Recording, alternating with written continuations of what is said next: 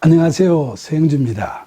여러분, 공전의 히트를 기록한 영화나 TV 연속극이라든지 세계문학 전집이나 한국문학 전집에 수록된 명작 소설들이나 서점가에서 베스트셀러 상위 수준에 오른 인기 소설들을 보면 이 대부분의 주제가 인간의 무제한적인 욕망과 그로 인한 파멸을 다루고 있죠. 재물욕, 성욕, 권력욕, 명예욕 같은 인간의 갖가지 욕망들을 적나라하게 표현하는 이런 소설이나 영화들은 사람들에게 죄인된 자신을 되돌아보게 하기도 하고 그런 점에서 많은 이들의 공감을 불러일으키기도 하는 것 같습니다. 야고보서 1장 15절에서 야고보는 욕심이 잉태한 적 죄를 낳고 죄가 장성한 적 사망을 낳느니라고 이야기합니다. 비극 소설이나 비극 영화의 대부분이 야고보의 그 말처럼 주인공들이 욕심으로 말미암아 죄를 짓게 되고 그 죄가 점점 더 커지면서 그로 인해 자살을 하거나 죽임을 당하거나 자신이 쌓아온 삶이 파멸에 이르는 내용들로 구성되어 있습니다. 흔히 우리 인간의 욕심이란 지평선과 같다는 말을 많이 하죠. 지평선은 육안으로는 차를 타고 가면 금방 다가갈 수 있을 것처럼 보여지지만은 정작 가보면 하늘 아래 그 지평선은 또 저만치 멀리 떨어져 있고 가도 다 달릴 수가 없습니다. 이렇듯 인간의 욕심도 끝이 없는 거죠. 그런데 왜 인간의 돈에 대한 탐욕이 끝이 없느냐 하면 돈이 모든 세상사에서 많은 것을 해결해 줄 수 있는 힘을 가지고 있다고 믿기 때문입니다. 요즘 같은 물질 만능주의 시대에서는 돈으로 권력을 살 수도 있고 학력이나 세상적인 명예는 물론이고 남들로부터 존경이나 충성을 받을 수도 있고 심지어 남녀 간에는 사랑까지도 쟁취할 수 있습니다. 또한 돈은 삶을 보다 편하고 안락하게 그리고 인생을 아름답고 윤택하게 즐길 수 있는 여유를 제공하기도 합니다. 쇼핑, 여행, 오락, 예능, 그 밖에 많은 취미생활도 돈이 있어야 수월합니다. 지난 시절에는 우리 사회에 돈으로 살 수 없는 가치 있는 것들이 많이 있었는데 점차 사람들의 삶이 부유해지면서 그런 가치가 있다고 여겨지는 것들을 궁상맞고 초라하게 여기는 풍조가 날로 만연해져 가고 있습니다. 예전에 1970년대 초에 제가 대학교를 다닐 때 서울법대가 종로구 동숭동에 위치하고 있었는데 그 학교 위에 낙산이라는 조그만 산이 있었습니다. 그곳 산동네 판자촌에 사는 소아마비를 앓는 형과 희귀병이 있는 동생이 둘 다 법대를 다녔는데 그해 그 형제가 동시에 사법시험에 합격한 일이 있었습니다. 당시 그 형제의 부모님들은 서울법대에 합격한 소아마비를 앓는 아들을 위해 지방에서 일자리를 그만두고 서울에 와서 학교 가까운 산동네에 집을 정하고 가난한 살림에 가장 고생을 다하면서 그 자식들을 뒷바라지하고 있었습니다. 그 부모님은 매일 소아마비에 걸린 아들을 업어서 학교에 데려다 주었고 또 그 어머니는 일을 잘 하셔서 동대문 서점에서 일본어 법서들을 구해와서 아들들에게 번역해 주면서 가정교사 역할을 하기도 했답니다. 그 어머니의 이야기가 뉴스에 나오면서 많은 사람들에게 감동을 주었고 그분은 그해 장한 어머니상을 받기도 했습니다. 특히 합격자 발표날 국무총리가 살 한가마니를 가지고 그 집을 방문해서 부모님과 두 아들을 격려했다고 해서 대서특필된 뉴스가 지금도 기억에 생생합니다. 그때 그들이 겪었던 가난은 부끄러운 것이 아니라 오히려 훈장이었던 거죠. 그런데 오늘날은 부모들이 식탁에 앉아서 자기 자식들에게 그런 이야기나 자신의 가난하고 어려웠던 시절에 대해 이야기를 하면 요즘 젊은이들은 그런 이야기를 듣고 싶어 하지 않는 경우가 많다고 합니다.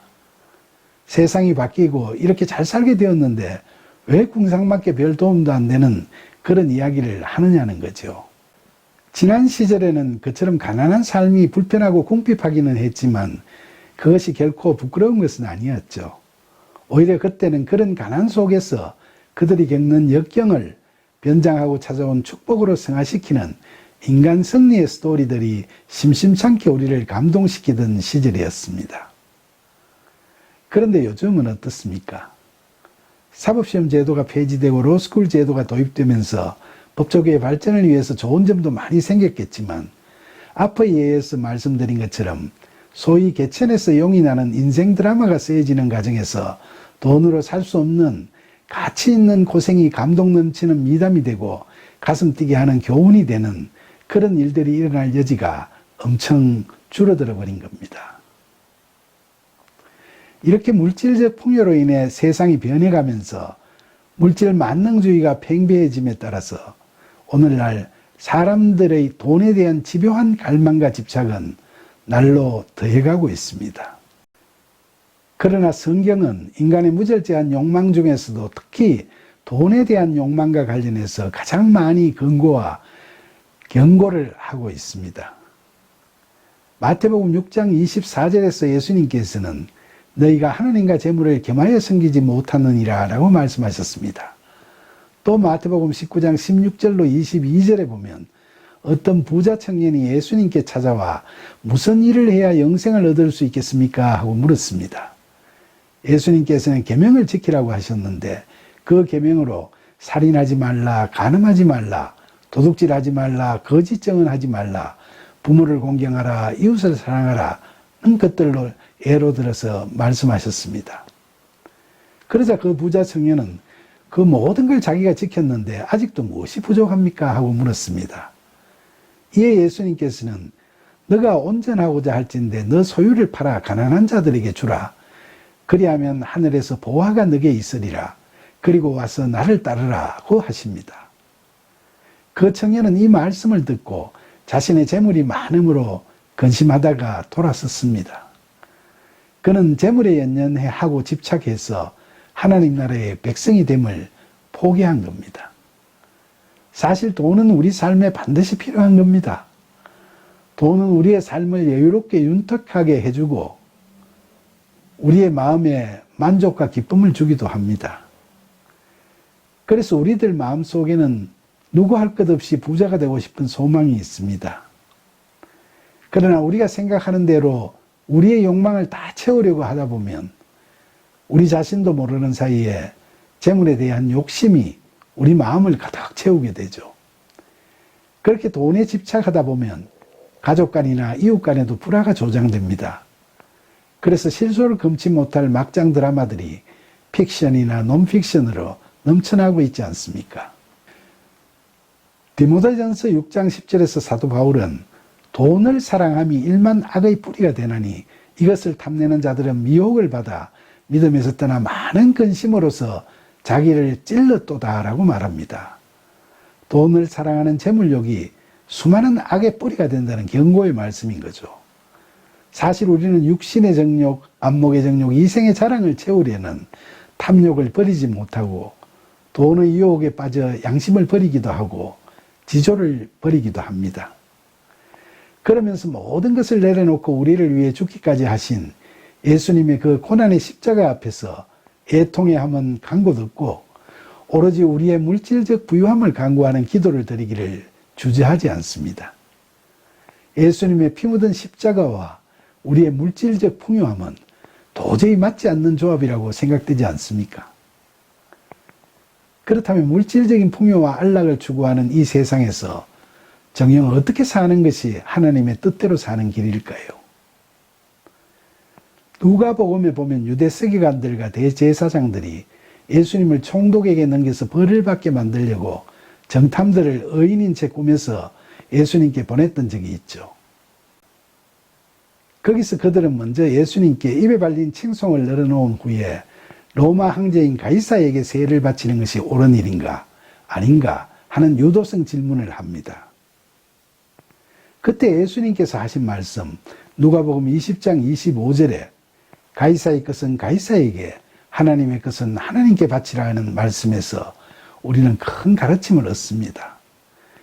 유대 지도자들이 보낸 정탐들은 이 말씀을 로마 정부에 세금 잘 내고 성전에 헌금 잘 바치라는 식의 이야기로 받아들여서 별달리 책잡지 못하고 침묵했다고 누가복음에는 기록되어 있죠. 그러나 예수님의 이 말씀은 그들이 생각한 것처럼 그런 말씀이 결코 아닙니다. 예수님께서 이 말씀을 하시기 전에 유대 지도자들이 보낸 정탐들에게 데나리온 동전에 있는 형상과 글을 보라고 하셨습니다. 거기에는 로마 황제의 초상과 그가 신이라는 글이 적혀 있었습니다. 그러니까 가이사의 것은 사람들이 신처럼 떠받들고 사는 세상의 권력, 돈, 명예 같은 것들을 의미한다고 할 수 있겠죠.